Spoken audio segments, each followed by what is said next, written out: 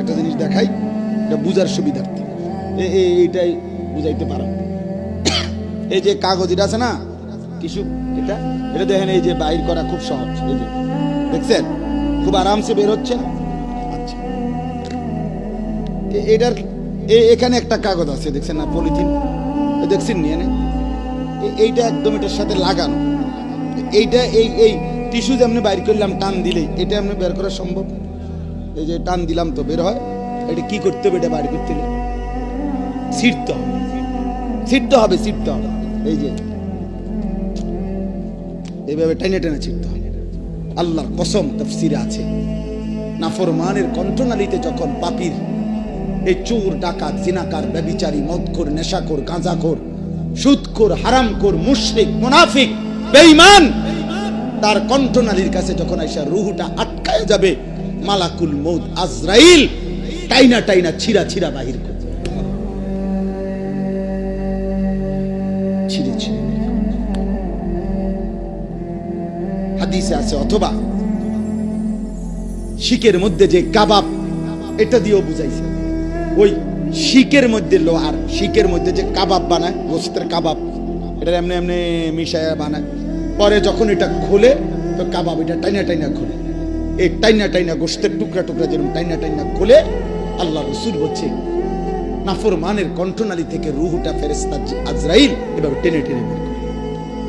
আরো আছে, মনে করেন তুলা ব্যান্ডিজের ভিতরে যেভাবে টাইনা টাইনা ছিঁড়া ছিঁড়া বাহির করে, এইভাবে আপনার টেনে টেনে বের করে।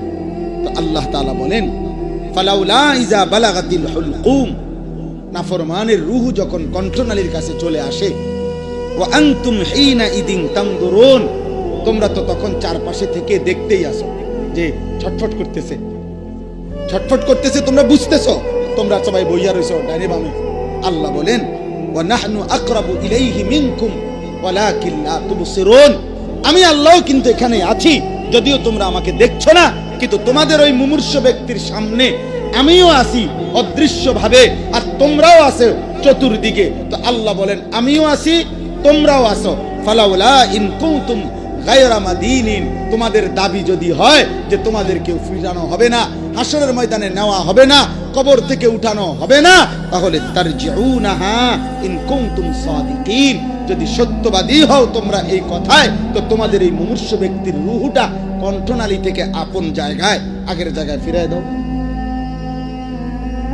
কথা বলে না? সম্ভব? সম্ভব? আবার বলেন, সম্ভব? অতএব দোস্ত, তুমি আল্লাহ থেকে ফিরবা না, তুমি আজরাইলের হাত থেকে ছুটতে পারবে না, সাক্ষাৎ হবে। এই জন্য বাপ আমার, ভাই আমার, বন্ধু আমার, এই রাত গভীরে আলহামদুলিল্লাহ আপনারা অনেক ভালো লাগলো। এত রাত আপনারা যে সবর করে এতটা সুন্দর করে গরমের মধ্যে বসেছিলেন, আল্লাহ আপনাদের এই বসার মধ্যে বরকত দান, সেকেন্ডে বরকত দান। প্রিয় ভাই আমার, নওজোয়ান সাথী আমার, একটা মাহফিলে বারবার আসা খুব কষ্ট করে, সারাটা দিন দৌড়াই, আমরা কোনো রাত নাই, দিন নাই, জিন্দিগির কোনো আগামাতা নাই, পথে পথে খাই, পথে পথে ঘুমাই। এই জন্য ভাই, আবার যদি কোনো দিন আসতে না পারি,